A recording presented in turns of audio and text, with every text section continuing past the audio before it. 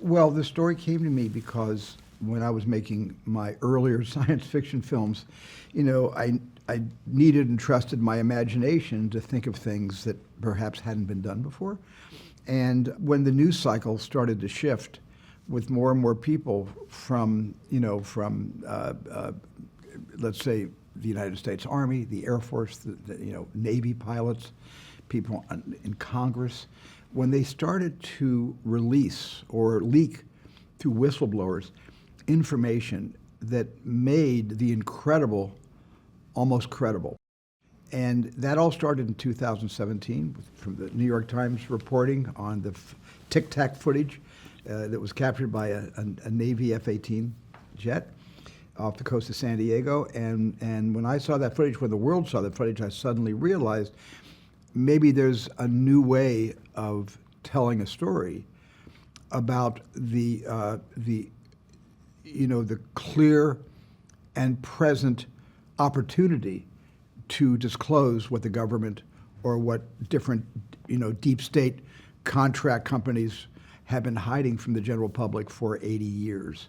And I started to work on a story that was going to be hopefully a reflection of what someday could really happen, not ever imagining that after I made the film and got the film all ready for release, the government would actually be starting to not leak, but release heretofore never seen UFO, UAP footage.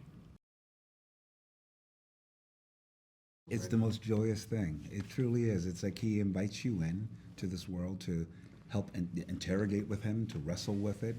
He's got a plan for you, but he's also very collaborative. I love his questions. He would give you a question that you would think about, and it would help you process how you fit in the world and how you maneuver through it. Because I feel like, yeah, Hugo is a character that think that, like, yeah, there's an urgency, there's a propulsion to the film, and the idea of someone sort of lays back on his heels a bit more, inviting everyone in and trusting that they'll get there, is a very tricky role to navigate.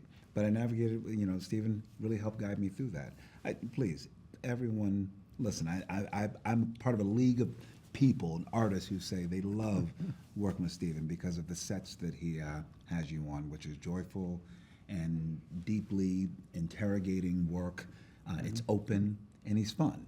He's fun. I like hearing that. He's a lot of fun. He's a lot of fun. That. And he stays. And I love that he's a director who stays with the action. He's got his portable monitor, and he's right there with you. So if you feel like you're really doing something together, In this day and age, why should something like an actual disclosure day ever be held in abeyance? Why? I mean, it's like we all have the right to know. Mm-hmm. We know a lot of things that we don't want to know, but the one thing we do want to know, we're being denied that. I mean, the government right now is releasing some very grainy and misty footage that doesn't really prove anything scientifically. But what they're saying is we're going to let the American public, determine what this is for themselves. Mm-hmm. And they're not coming out and saying this is what we have been interacting with or who we've been interacting with for the last 80 years. They're not saying that. That would be a true disclosure day. Our film is about a true disclosure day. Some people don't want to know. Some people would like things to go along just as it is, and there's a lot of people who would like to know, and I think they could live with it. I think the danger of a disclosure day would be the ontological shock that would reverberate through different countries, different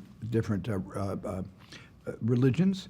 Certainly, it would test your faith, but at the same time, who's to say? It says, God made the heavens and the earth, but perhaps made the earth, but also made the heavens.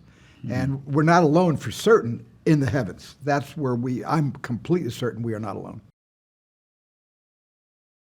The two characters are just such ordinary men and women too. They're us. They're us, and just thrust into this. And what I love about this film is, like, if you think that they have the capacity to it, maybe I do as well. And I feel like, that can be parallels to many things, just being open to something else, to something new, a new way of thinking, a new way of living, and saying, okay, maybe this isn't going to disrupt everything. Maybe it's going to make it a little bit better. Mm-hmm.